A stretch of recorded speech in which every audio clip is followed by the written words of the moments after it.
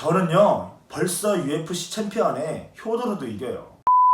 네, 여러분 안녕하십니까. 이동희 사범입니다. 제가 요즘에 여러가지 기술 시연 영상이라든지 어떤 설명 영상을 올리면서 대부분의 분들이 이제 공감을 해주시고 좋아해 주시는데, 아무래도 무술이다 보니까 여러가지 검증 상황을 요구하시는 분들도 많아요. 그래서 뭐 제가 예전에 제가 시합을 뛰었던 영상, 혹은 저희 제자들이 대련을 한다든지 아니면 격투 시합에 실제로 출전을 한 그런 영상들도 올렸고, 그리고 앞으로도 올릴 계획입니다. 그거 자체가 검증이라고 저는 생각을 하는데, 그 검증 사항을 뭐 UFC라든지 되게 높은 상황에서 요구하시는 분들이 있어요. 글쎄요, 그럼 뭐 도대체 어디까지 가야 실전이 입증된다는 건지, 뭐 그런 거에 대해서 제가 나중에 자세히 다루도록 하겠습니다만, 일단 간단히 얘기를 드리면은 꼭 그런 큰 대회에 나가서 입상을 해야지만 실전을 입증한 거라고 생각하지는 않아요. 자, 그래서 이번 영상에서 말씀드릴 부분은 무술에서 실전이라고 하는 건 도대체 무엇인가, 이런 거죠. 사실 이 견해에 대해서 깊이 얘기하자면 끝도 없겠지만, 한마디로 이야기해서 모든 기술이 실전이에요. 물론 기술마다의 어떤 상성이 있겠죠. 그리고 효과적인 기술도 있고 효과적이지 않은 기술도 있을 거예요. 여기서 효과적이라는 말은 더욱더 많은 상황에서 일반적으로 쓸 수 있는 기술이냐, 아니면은 변칙적이기 때문에 상대가 예측하기 어렵고, 그렇기 때문에 한번 성공을 하게 되면은 치명적인 기술, 뭐 이런 것들이 있을 거예요. 태권도 기술을 예로 들면 벽을 밟고 격파를 한다든지 540도라든지 이런 기술을 실제 격투기 시합에서 보기는 쉽지는 않죠. 그런데 실제로 이 기술을 써서 충격을 주는 사람들이 있어요. 예를 들면 UFC에서 되게 유명한 장면인데, 벽을 밟고 발차기로 상대를 가격해서 KO 시키는 그런 장면, 유명한 장면인데 그런 거 보신 분들도 계실 거고, K1 맥스라는 곳에서 세르칸 일마즈라는 선수가 있었어요. 태권도 선수 출신인데 그 유명한 마사토 선수랑 시합을 뛰었을 때였을 거예요. 그래서 세르칸 일마즈 선수가 540도를 실제로 차서 맞춘 적도 있어요. 실전 기술이라는 게 사실은 정말로 말도 안 되는 뭐 이제 뒤로 돌면서 뭐 격파를 한다든지 이런 거를 제외하고는 어떤 기술이든 100% 쓸모가 없다, 이거는 장담할 수가 없는 거죠. 아니 솔직히 요즘 시대의 실전이라고 해봐야 뭐 무슨 그렇게 큰 의미가 있겠어요. 뭐 프로 선수가 되어가지고 UFC 같은 대회를 목표로 경기를 뛴다든지, 그거는 이제 운동 선수죠. 진짜 우리가 일상에서 뭐 실전이라고 한다는 건 사실은 잘 먹고 잘 사는 게 그게 진짜 실전이에요. 안 그렇습니까? 요즘 시대에 어디 가서 싸워봐야 벌금만 물지. 물론 정말로 위험한 상황이 됐을 때 자신의 몸 하나 정도는 지킬 수 있을 정도가 되면 좋죠. 우리가 어떤 무술을 한다고 가정을 했을 때 그냥 그 무술을 통해서 라이프 스타일이 향상되고 즐길 수 있으면은 그게 실전이라고 저는 생각을 합니다. 굳이 정말 실전에 대한 대비를 한다고 한다면 글쎄요, 뭐 삼단봉 이런 거 하나 가지고 다니면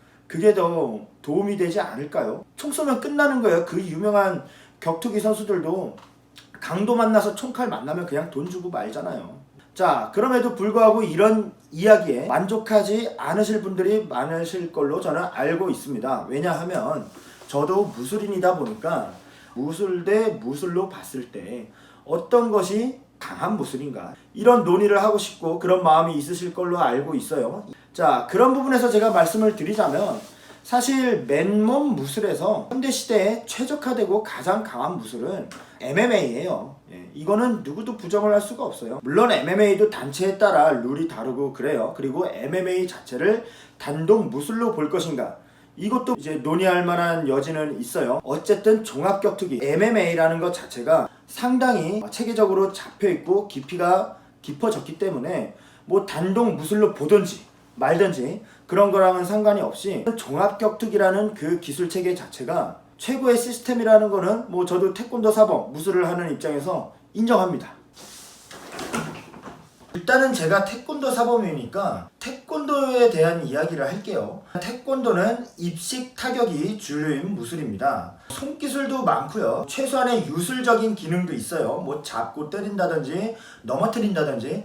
그런데 태권도 같은 경우는 여러분들이 아시다시피 발차기, 즉 발기술이 매우 발달한 특징이 특징적인 무술이죠. 그래서 예를 들어 MMA를 따졌을 때 주짓수가 특화된 분도 계시고 타격이 특화된 분도 계시고 MMA라는 종합격투기라는 하나의 체계 안에서도 각각 특화된 베이스가 되는 무술이 다르다고 할 수가 있어요. 제가 생각하기에 태권도가 자리를 잡을 수 있는 요소는 바로 변칙적이고 빠른 발기술이라고 말씀을 드릴 수 있을 것 같습니다. 그래서 이제 저는 아무래도 그쪽이 특화되어 있고 그런 발기술 위주로 소개를 많이 드리고 있죠. 자, 그런데 이제 댓글에 이러신 분들이 계세요. 뭐 발기술을 하는데 근접한 상황에서 주먹으로 이렇게 상대를 하면은 저거는 상대가 안 된다. 레슬링 기술 태클을 해가지고 넘어뜨려가지고 파운딩을 하면 이긴다.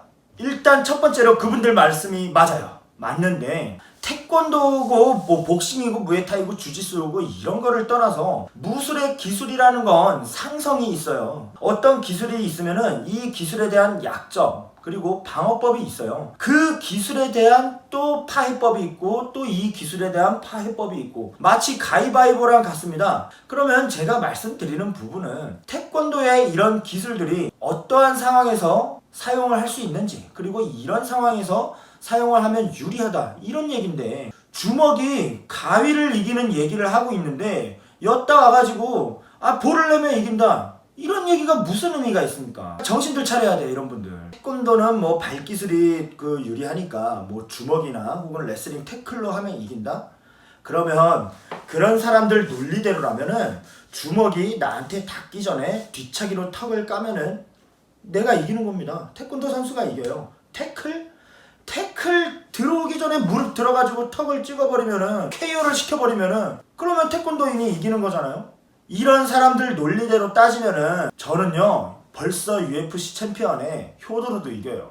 안 그렇습니까? 이미 말이 안 되는 어떤 기술이 파해되고 질만한 상황을 상정해 놓고 이러면 진다고 계속 얘기를 하면은 그게 무슨 의미가 있어요? 아무 의미가 없다니까. 그런 논리대로라면 나도 마찬가지지. 누가 어떤 기술이 와도 이렇게 해서 이기고 저렇게 해서 이기고 이거 입으로는 누가 못합니까? 네, 뭐 오늘 출근해가지고 청소하고 이런저런 일을 하다가 뭐 영상 찍는다고 해서 두서가 없었던 것 같아요. 앞으로 이런 상황에 익숙해지면 저도 좀 더 정리가 되고 이야기를 하는 스킬이 늘어나겠죠. 뭐 아무튼 지금까지 제가 뭐 기술 설명 영상만 하고 그러다 보니까 이런 식으로 깊게 여러분들이랑 대화를 할 만한 그런 시간이 없었던 것은 사실인 것 같습니다. 그래서 뭐 여러 댓글이라든지 뭐 이런 거를 봤을 때 댓글도 남겨드리고 교류도 하고 그렇게 하고는 있는데 사실 이런 식으로 한번 설명을 드리면은 더 이상 이런 댓글로 소모전을 안 해도 될 만한 상황이 일어나지 않을까 그런 생각을 해요. 제가 오늘 말씀드린 것들도 어떻게 보면 반박점이 분명히 있을 겁니다. 뭐 그런 부분에 대해서는 저도 이 영상 하나로 마무리하는 게 아니기 때문에 앞으로도 계속 대화를 해 나갈 거고요. 무술에 대한 얘기, 태권도에 대한 얘기, 무술 지도자, 태권도 지도자로서 뭐 일상적인 얘기 이런 얘기들이 소소하게 많이 있을 것 같습니다. 앞으로도 대화를 할 수 있는 그런 컨텐츠로 이야기를 해보도록 하겠습니다. 오늘도 영상 봐주셔서 감사하고 저는 다음 영상으로 뵙도록 하겠습니다. 들어가세요.